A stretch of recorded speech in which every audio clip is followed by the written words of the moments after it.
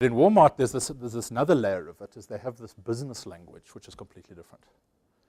And let me give you a few examples of that. In Walmart, you get appreciated. So, I appreciate you, Rod. It's like, what? How can you appreciate a person? What are you talking about? But that's how you thank someone in Walmart. You don't thank them, you appreciate them. They've got this language about socialize. Well, Grant, I think you should socialize that. What are you talking about? Socialize means take your idea around, share it with lots of people, and just check you've got no one who's got any fundamental agreement. So you'll be in a meeting, and let's circle back. What? You're talking about? Circle back just means we're going to go back to the topic that you were discussing earlier.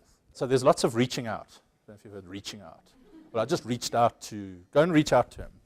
Because of this diplomacy of Americans and American business culture, so they don't want to tell you that you're wrong, even though they think that you're wrong. You can have a whole meeting, an hour-long meeting, and right at the end they say, can you put some thought into this? Okay. That's the only thing you should have listened to in the whole meeting. Can you put, if you're here, can you put some thought into? Or just one more thing or something like that. Yeah, you'll get that. Also, there's this whole thing about at the beginning of the meeting, sort of signaling to the person what type of meeting you're going to have. And the worst one is, Grant, I'd like to visit with you. That's a bad thing. You don't want to be visited with. And there was another one. Oh, and then the one that really for us South Africans I've struggled with is the word opportunity. Because in South Africa, if I call you in and say, hey, Kate, I'd really like to talk to you about an opportunity we've got for you. Opportunities are your weaknesses. Okay, so let me discuss with you your opportunities. You'll get all excited, and then you'll just get bashed for a while.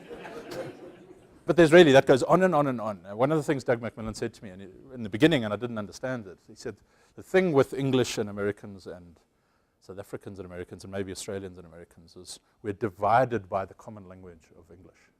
We really, if you're missing people on that level, just imagine how far you're missing them on the subtleties of things that happen in meetings. Body language, subtle messages about what you should be doing and not doing, messages about whether you agree with someone or not. But just imagine how much you're missing.